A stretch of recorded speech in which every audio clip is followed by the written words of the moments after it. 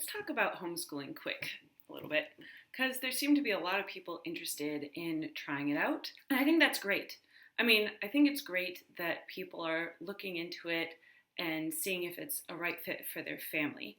And that's the first thing I want to emphasize is that it's not for everyone. There are pros and cons, right?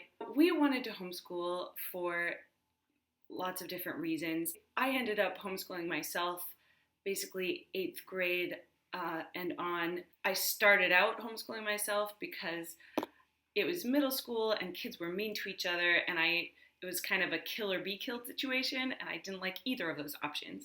So I found a different option.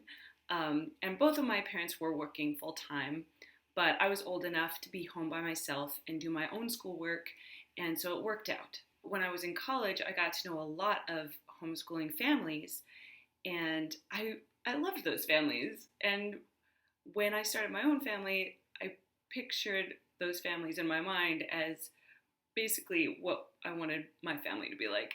Now, when our kids started getting older, I started thinking seriously about what kind of homeschooling I wanted to do.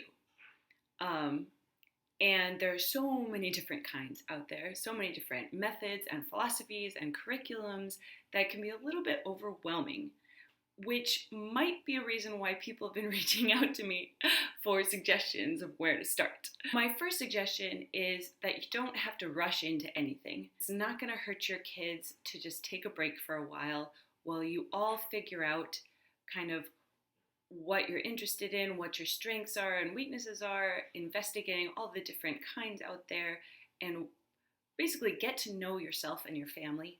And that's kind of what I did. The first thing I investigated was regular curriculums that are very based on the school system we have. Now, the school curriculum is designed to be a one-size-fits-all.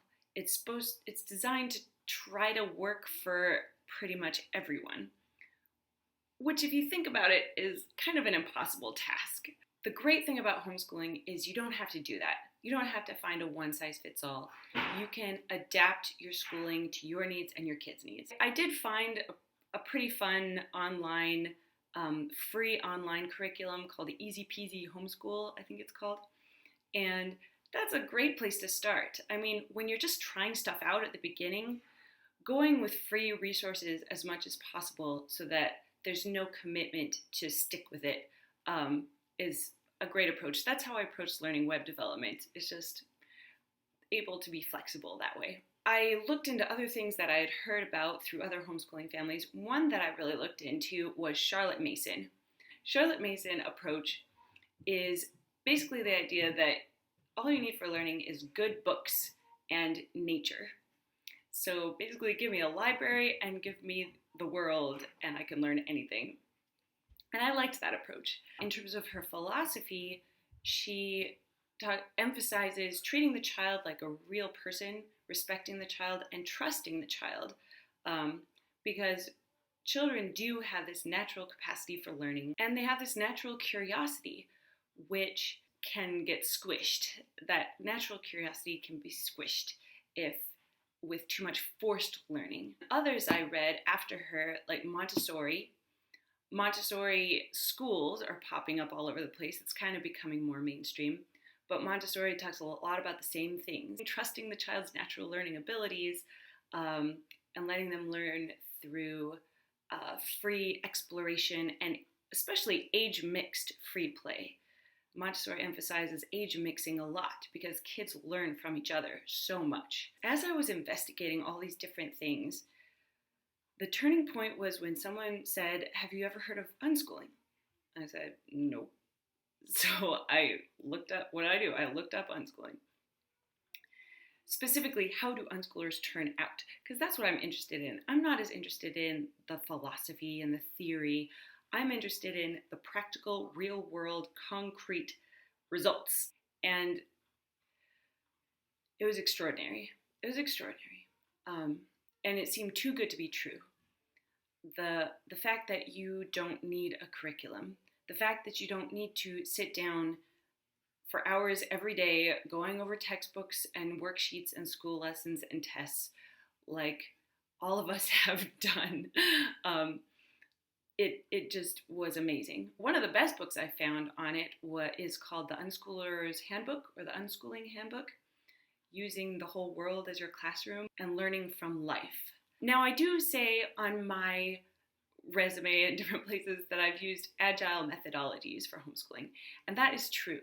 There's actually a school called Agile Learning Centers that have this age mix free play approach, but they also apply agile methodology. So they have like a morning stand up where they set their intentions for the day. Every week they have kind of a reflection, what you've accomplished, what you didn't, what kind of help you might need or resources you might need, and using using Kanban boards and just the whole shebang.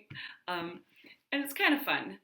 And it gives a little bit of structure and just being aware of what each other are doing, what you're interested in, etc., helping with communication in that way. I see myself as a facilitator instead of a teacher because I'm not telling the kids what to learn and making sure they're learning it.